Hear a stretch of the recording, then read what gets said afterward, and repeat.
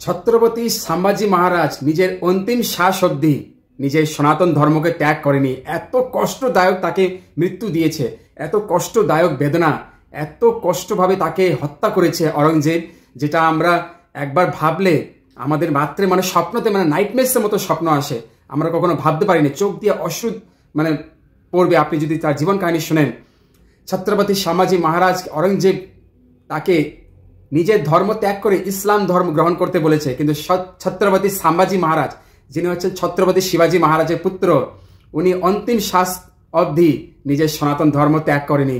ওনার আঙ্গুলের নখ পর্যন্ত উঠিয়ে দিয়েছে, আঙ্গুল পর্যন্ত টুকরো টুকরো কেটে দিয়েছে, পায়ের আঙ্গুল কেটে দিয়েছে টুকরো করে, হাতের যে স্কিন আছে চামড়াকে কেটে দিয়েছে, তারপরে লোহার আগুন দিয়ে চোখ ফুটো করে দিয়েছে, আর হাতে যে চামড়া যে কেটে দিত তার উপরে দিয়ে লবণ দিয়ে মেখে দিত। এত যন্ত্রণা, এত কষ্ট সহ্য করেছে অন্তিম শ্বাস অবধি, উনি নিজের সনাতন ধর্মকে ত্যাগ করেনি।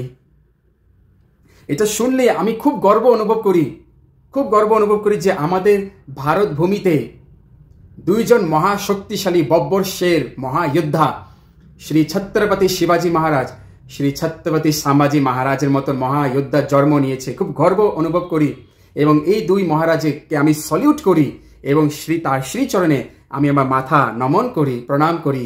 এই দুজন মহারাজের প্রত্যেক গলিগলিতে, প্রত্যেক মানুষের জিবাতে এই দুজন মহারাজের জয় জয়কার গুণগান যেন হয়। মুঘলদের ব্যান্ড বাজিয়ে দিয়েছে, মুঘলদের হাওয়া টাইট করে দিয়েছে এই দুজন মহারাজ। ছত্রপতি শিবাজি মহারাজের যে মা ছিল, উনি ছোট থেকেই ছত্রপতি শিবাজি মহারাজকে ভাগবত গীতা, রামায়ণ, মহাভারত এইসব তাকে শোনাতো। আর ছত্রপতি শিবাজি মহারাজ খুব প্রীতি, প্রেম, শ্রদ্ধাপূর্বক এসব গ্রহণ করতো। এর জন্য তার মনোবলটা খুব শক্ত ছিল, খুব ধার্মিক ছিল। ছোটবেলার থেকে শিবাজি মহারাজ খুব ছোটবেলার থেকে ধার্মিক ছিল, আর মহাদেবের ভক্ত ছিল উনি। ওনার মধ্যে মহাদেবের শক্তিও ছিল, মহাদেবের কৃপা ছিল, তাই এই ধর্মের জন্য লড়তে পেরেছে।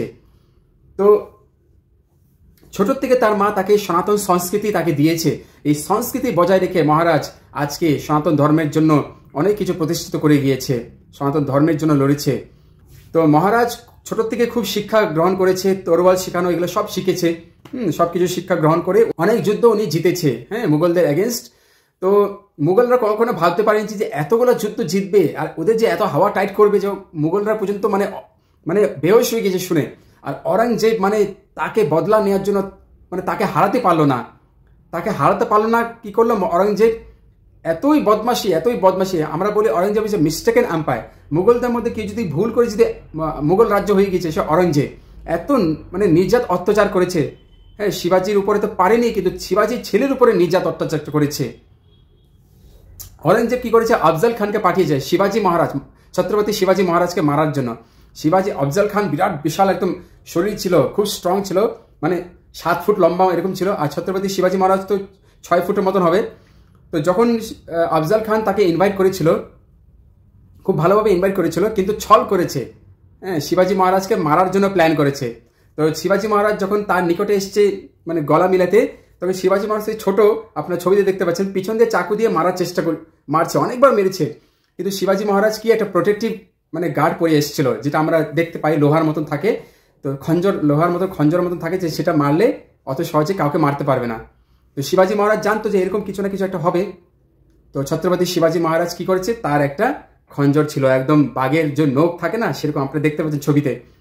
পেটে ধরেছে, একদম পেট ছিঁড়ে তার কিডনি, লিভার সবকিছু বের করে দিয়েছে। যে ছল করে মারার চেষ্টা করবে তাকে এরকমই পরিণাম করা উচিত। আর ছত্রপতি শিবাজি মহারাজ এখানে খুব ভালো কাজ করেছে, একদম হুঁশিয়ার, খুব বুদ্ধি খাটিয়ে আফজল খানকে শিক্ষা দিয়েছে। এই হচ্ছে তার পরিণাম। তো ছত্রপতি শিবাজি মহারাজের মধ্যে মহারানা প্রতাপ এবং চাণক্য পণ্ডিতের কিন্তু বুদ্ধিও ছিল। একদিক দিয়ে কিন্তু উনি যোদ্ধা ছিল, একদিক দিয়ে ওনার মধ্যে চাণক্য পণ্ডিত, নীতি শাস্ত্র, এগুলো খুব বুদ্ধি ছিল। তো উনি একদিক দিয়ে ধার্মিকভাবে চলেছে, আর বুদ্ধি খাটিয়েও উনি প্রয়োগ করেছে। একটা যোদ্ধা তার মধ্যে বুদ্ধি থাকা উচিত, সেরকমভাবে উনি চলেছে। আমাদের ছত্রপতি শিবাজি মহারাজ এবং ছত্রপতি সম্ভাজি মহারাজ, বিশেষ করে ছত্রপতি সম্ভাজি মহারাজ থেকে কি শিক্ষা পায়? যে যতই আপদ আসুক না কেন, যতই বিপদ আসুক, যতই দুর্ঘটনা হোক না কেন, যতই কষ্ট, যতই কিছু হোক না কেন আমাদের সনাতন ধর্মের উপর, কখনো নিজের ধর্ম পরিত্যাগ করবেন না। নিজের ব্যক্তিগত, নিজের সনাতন ধর্ম, সনাতন সংস্কৃতি কখনো ত্যাগ করবেন না, যেটাই হোক না কেন। এই মহারাজ থেকে আমরা এই শিক্ষা পাই যে আমাদেরকে কখনো নিজের ধর্ম ত্যাগ করা উচিত নয়। নিজের ধর্মের মধ্যে থেকে নিজের ধর্ম সংস্কৃতি পালন করে নিজের ধর্মের জন্য লড়ো, নিজের ধর্মের জন্য প্রাণ দিয়ে দাও, কিন্তু নিজের সনাতন ধর্মকে কখনো ত্যাগ করবে না, কারণ সনাতন ধর্মের উপরে কোনো ধর্ম নেই। সনাতন ধর্ম হচ্ছে আসল ধর্ম। তো সবাই ছত্রপতি শিবাজী মহারাজ এবং ছত্রপতি সম্ভাজি মহারাজের জয় জয়কার করুন, তাদেরকে স্মরণ করুন। এই দুই যোদ্ধা যদি না থাকতো তাহলে আমাদের দেশে সনাতন ধর্ম অনেকটা হানি হতো। সনাতন ধর্ম যে কি অবস্থা হতো মানে আমরা কখনো ভাবতে পারতেন, আমরা গুলামের মতন হয়ে থাকতাম। এই দুইটা মহারাজ যিনি হচ্ছেন মহাদেবের ভক্ত, ছত্রপতি শিবাজী মহারাজ তো মহাদেবের শিবলিঙ্গে জল অভিষেক করতো প্রতিদিন। উনি মহাদেবের নাম নিয়ে, পার্বতী মহাদেবের নাম নিয়ে যুদ্ধতে যেত। হ্যাঁ, প্রত্যেকটা যুদ্ধ উনি জিততো, কারণ ওনার মধ্যে মহাদেবের বিশেষ কৃপা ছিল। দুইটি সন্তানের উপর মহাদেবের বিশেষ কৃপা ছিল। এই কৃপার জন্য মহাদেবের ভক্ত তারা। এই দুজন মানে যোদ্ধাকে আমার শত কোটি কোটি প্রণাম। প্রত্যেক গলিতে প্রত্যেক জায়গায় যেন এই দুই মহারাজের যেন স্মরণ হোক এবং তাদেরকে কৃতাঞ্জলি দেওয়া হোক, তাদের স্মৃতিতে তাদের জয় জয়কার করা হোক, তাদেরকে যেন আমরা স্মরণ করতে পারি।